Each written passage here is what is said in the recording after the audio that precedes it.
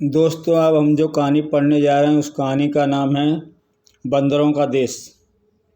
साबू, आधी रात हो गई मगर तुम अभी तक जाग रहे हो। चाचा जी, आज आसमान ज़्यादा काला नज़र आ रहा है। वह इसलिए क्योंकि चांद नहीं है। नहीं, जुपिटर ग्रह पर बसे लोग परिवारों के लोग मुझे बुला रहे हैं। यह तुमने कैसे जाना? आसमान में सितारों को देखिए, उसमें मेरी शक्ल नज़र आएगी। यह मेरे लिए संदेश है। मुझे अपने सगे संबंधियों से मिलने के लिए जाना होगा, लेकिन तुम जुपिटर तक यात्रा कैसे करोगे? अभी तुम सो जाओ, कल सवेरे यात्रा का इंतजाम करेंगे। अच्छा, शुभ रात्रि। दूसरे दिन, साबू, हमें प्रोफेसर जाक के पास चलना होगा। वह हमें अंतरिक्ष में कैसे भेजेंगे? प्रोफेसर जाक एक अद्भुत प्रयोगशाला में कार्यरत हैं। उनके पास अंतरिक्ष यान है। वह रही साइंस की लेबोरेटरी वहाँ शहर के शोरगुल से दूर खुले वातावरण में काम करता है। आओ चाचा चौधरी, कैसे आना हुआ? दोस्तों, तुमसे एक काम आ पड़ा है। लो, पहले यह पियो। क्या मेहमानों को घुला हुआ रसायन पिलाओगे? इसमें गर्म चाय है। सिर्फ वह कप प्लेट की जगह लेबोरेटरी की ट्यूब में है। साबू, तुम क्या लोगे? वह सिर्फ लस्सी पीता है। तुम्हारी लेबोरेटरी में वह नहीं है। अच्छा, अब बोलो, तुम्हारी समस्या क्या है? साबू को अपने परिवार वालों से मिलने कई साल हो गए हैं। उसे जुपिटर ग्रह पर जाना है। मैंने एक ऐसा रॉकेट बनाया है जो ब्रह्मांड में किसी भी ग्रह तक जा सकता है। इस अंतरिक्ष यान पर सवार हो जाओ। मैं इसे फायर करूंगा। कुछ घंटों में आप दोनों जुपिटर ग्रह पर होंगे। प्रोफेसर जाक, हम आपका एहसान कभी नहीं भूलेंगे। चाचा जी, हम जमीन से ऊपर उठ रहे हैं। टेक ऑफ शो की सदी कामयाब रही। साबू, हम पृथ्वी के वातावरण को पार करके अंतरिक्ष में जा रहे हैं। चाचा जी, अंतरिक्ष में बेशुमार वस्तुएं क्या हैं? वे उल्काएं हैं जो हमेशा घूमती रहती हैं। ओह, एक उल्का बड़ी तेजी से हमारी तरफ आ रही है। अंतरिक्ष में टकराव, धड़ाक। ओह, सारा यान हिल गया। पृथ्वी के कंट्रोल रूम में उल्का का रॉकेट से टकराना खतरनाक साबित हो सकता है। कुछ ठहराव आया है। लगता है उल्का निकल गई। चाचा जी, हमारा रॉकेट एक बड़े ग्रह की तरफ जा रहा है। साबू, गजब हो गया। यह ग्रह जुपिटर नहीं है। ओह, रॉकेट अज्ञात ग्रह पर जा उतरा। साबू, बाहर आओ, देखें इस ग्रह पर वातावरण कैसा है। उल्का के साथ टकराने से रॉकेट का रास्ता बदल गया और अज्ञात ग्रह पर आ उतरा है। उन दोनों ने बहुत वहाँ कदम रखे हैं। यहाँ चारों तरफ ज्वालामुखी फट रहे हैं। उनमें इतनी गर्मी है कि उनके पास जाने पर जलकर राख हो जाएंगे। तभी, ओह, ये क्या? अजनबी, हमारे देश में घुस आने के इल्ज़ाम में तुम्हें गिरफ्तार किया जाता है। हमारी पूंछ मजबूत बंधन से छूटने का कोई उपाय नहीं। तुम्हें राजा गगोल के सामने हाजिर होना होगा। वे तुम्हें सज़ा देंगे। देखो, हमारे जनरल बोजो ने 2 विदेशी जासूसों को पकड़ा है। उन्हें मौत की सज़ा मिलेगी। बहन, कल सामूहिक नाच गाना होगा। क्यों? 2 अजनबियों को राजा सूली पर चढ़ाएगा। बाद में जश्न मनाया जाएगा। महाराज, ये 2 कैदी तोड़फोड़ के करने की नीयत से हमारे देश में घुसे हैं। यह गलत है। हमारा रॉकेट अंतरिक्ष में भटक गया था और हमें जबरन यहाँ उतारना पड़ा। साबू, यह बंदरों का देश है। इसको दलील देना भैंसे के आगे बीन बजाने के बराबर है।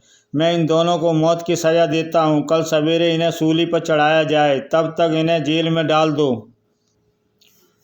तुम्हारे बानर राजा ने हमें जेल में डालने का हुक्म दिया है, पर तुमने ऐसा नहीं किया। यही जेल है। कल तक हम तुमको पूंछ से बांधकर रखेंगे। तब तक हमारे साथ साथ तुम भी जेल भुगत रहे हो। ओह कमबख्त, खुजली मेरा पीछा नहीं छोड़ती। बंदर, तुम्हारे शरीर में जुएं हैं। अगर तुम बंधन खोल दो तो मैं तुम्हारी खुजली का इलाज कर सकता हूँ। लो, बंधन खोल दिए। आह कुल्हाड़ी। और चाचा चौधरी कुल्हाड़ी से उसकी पूँछ काट देता है। छोटे चूहे, मैं तुम्हें मसल दूंगा। खट, बंधन खुल गए। अब भी मैं ताकत 10 हाथियों की शक्ति से ज़्यादा है।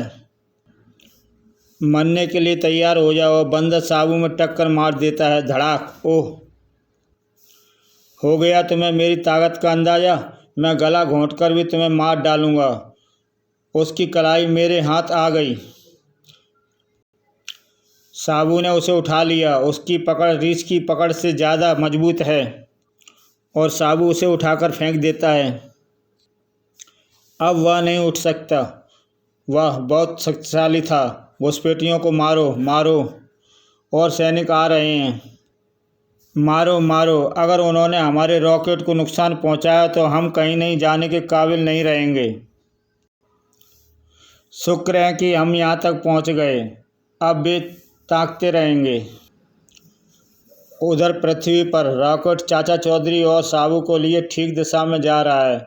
जुपिटर ग्रह अब थोड़ी दूर है। जुपिटर ग्रह की ज़मीन पर हम उतर आए हैं। बहन साया कैसी हो? भाई साबू स्वागत है। बहन, माँ कहाँ है?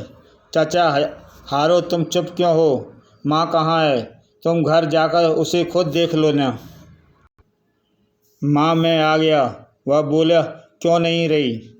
साबू, तुम्हारी माँ सख्त बीमार है, उसके बचने की उम्मीद नहीं।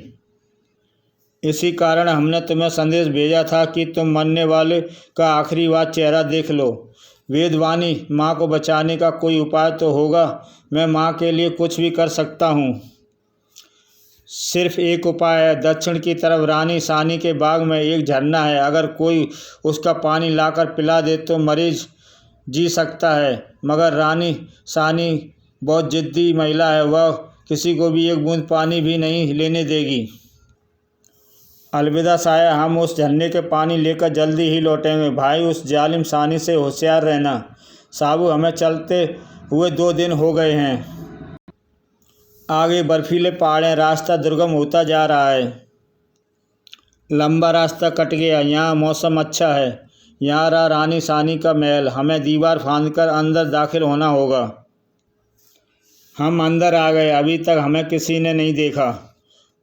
यह वही झरना है जिसका चमत्कारी जल मरीज को स्वस्थ कर देता है।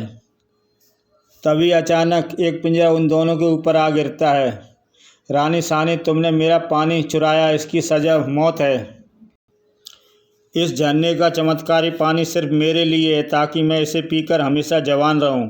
मगर रानी साहिबा, यह पानी हम एक बूढ़ी महिला के लिए ले जा रहे हैं जो मौत से लड़ रही है। यह उपकार है। तुम अक्लमंद लगते हो। मुझे एक खेल देखने का शौक़ है।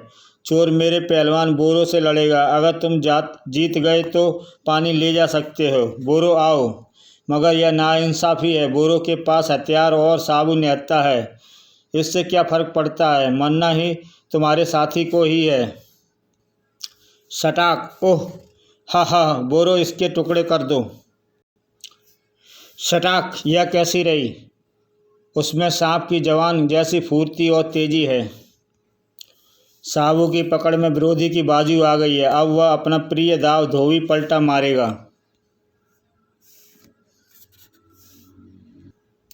धड़ाक।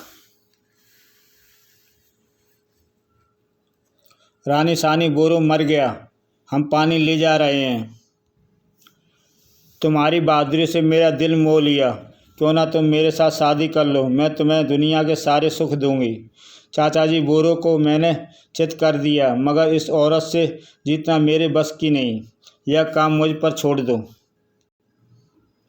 महारानी, आदमी खूबसूरत औरत के जाल में जल्दी फंसता है। इसलिए साबू को शादी के लिए रजामंद करने के लिए आप श्रृंगार करके आ जाओ। ठीक है चाचा जी। आपने सानी को ऐसा क्यों कहा? क्योंकि औरतें मेकअप में बहुत टाइम लगाती हैं। तब तक हम दूर निकल भागेंगे। अवसर मिल जाएगा। चाचा चौधरी का दिमाग कंप्यूटर से तेज चलता है। वेद चमत्कारी पानी बीमार के मुंह में डालता है। बेटा, माँ, साबू तुम कहाँ चले गए थे? माँ, अब मैं तुम्हें छोड़कर कहीं नहीं जाऊँगा। अच्छा, मैं पृथ्वी को जाता हूँ। अलविदा चाचा जी। कई दिनों तक रॉकेट अंतरिक्ष में चलता रहता है। तब ओ चाचा चौधरी वापस आ गया। अरे तुम गए तो 2 थे मगर लौटा केवल एक। बीनी साहू का घर जुपिटर में, वह अपने परिवार के पास रह गया। उस पेटू के बिना यहाँ घर सूना सूना लगेगा। मुझसे कौन कहेगा खाने को दो। तुम्हारे लिए खाना लगा दूं? भूख नहीं है। रॉकेट भी दूध नहीं पी रहा।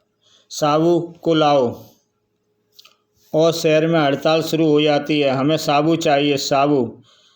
साबू लाओ। मैं कार्टूनिस्ट प्राण से कहकर तुम्हारे लिए नया करैक्टर बनवा दूंगा। नहीं, हमें साबू चाहिए। रात होती है, दुनिया नींद की गोद में सो जाती है। मुझे बाहर रॉकेट के भौंकने की आवाज़ आ रही है। कुत्ते रात में अक्सर भौंकते हैं। आज वह कुछ ज़्यादा ही भौंक रहा है। अच्छा बाबा, जाकर देखता हूँ। भौं भौं। साबू तुम? चाचा जी, आपके बिना वहाँ मेरा दिल नहीं लगा, इसलिए मैं चला आया। चाची, भूख लगी है, कुछ खाने को दो। मैंने तुम्हारे लिए 40 आलू के पराठे, 12 किलो हलवा, 5 किलो सलाद, 125 पापड़ और मटका लस्सी का रखा है। और इसी के साथ साबू वापस अपने घर चाचा चौधरी के पास आ जाता है और ये कहानी समाप्त होती है दोस्तों। जय हिंद।